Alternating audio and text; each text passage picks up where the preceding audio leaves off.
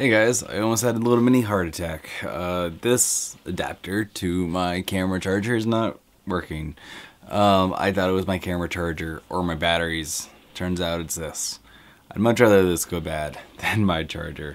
Okay, well, let's get this done with. It is 12:30 and I am an old person, so being up late just doesn't really... Yeah, that's what it does to me. It makes my brain go bleh. Things also just because I'm always up early for work. Anyways, getting into it. College. Alright, I want to talk about two things real fast. See if I can do this in one take. I want to talk about picking your degree for college. Now, I mentioned before in a video that, you make the choices in your life. And I think that's important.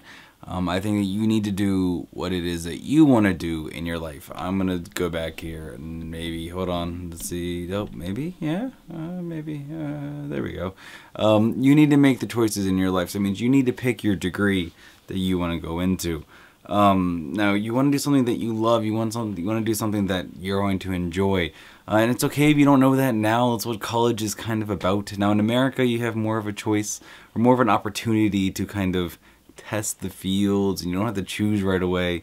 Here, it's not quite as lenient, at least from what I've seen.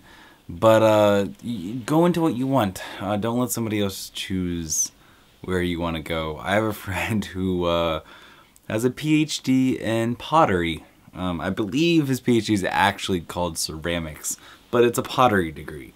And I remember when he first told his parents, like he told me about this later because we were in our group of friends, and he said he told his friends that he was doing his PhD in pottery. He may have said ceramics, I don't know, but his parents freaked out, which is like, we did not put you through all of this time for you to go and do a pottery degree. But in his PhD, it was actually a master's PhD combined program. He traveled the world. Like, he spent years, 3 years traveling the world, collecting soil samples to then turn that soil, he'd do tests on the soil, find out what's in the soil, and then turn that soil into pottery.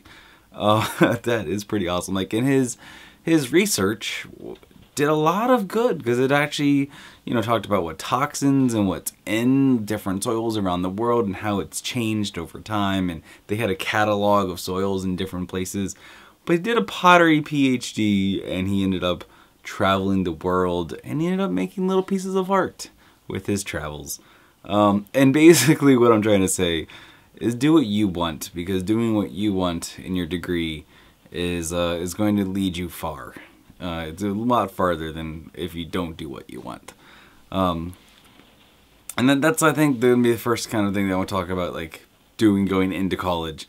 The second thing I want to talk about is flatmates. When you have two kinds of flatmates, you have, like, your friends that are flatmates, and you have random people that are flatmates. Don't be afraid of either one.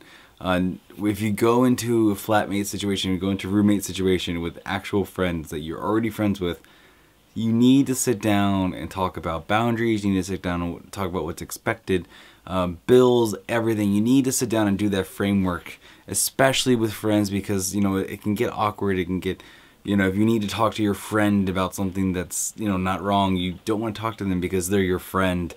So you need to have a good conversation going into it. If you have that, you should be fine. Other than that, just be honest. And it's okay if you guys are friends and it doesn't work out living together. That's perfectly fine. That happens a lot. So don't be ashamed, or don't feel like you failed as friends if you can't live together. It's fine. You can still be friends after you move to separate places. Also, random people are probably some of the best flatmates you'll ever have. All my flatmates now are random. Some of them are kind of weird, but they're nice and they're fine, and we stick to our own, and it works. And that's the thing, you need to be respectful with your flatmates. Don't eat each other's foods, time periods of bed and showers and this and that. Just be respectful, essentially. But don't be afraid of random flatmates as well.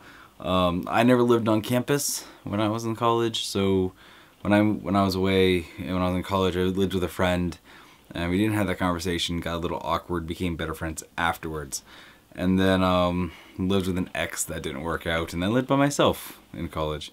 And living by myself was probably my favorite experience of living. It's probably my favorite living situation, was living by myself. So how about you guys? Tell me what degrees you want to go into and why you want to go into them. If you're in a degree now, why did you choose your current degree? And if you finished school already, what degree did you do? Why did you do it? And are you working in that field? Because that's an interesting question. And then give me your thoughts on Flatmates.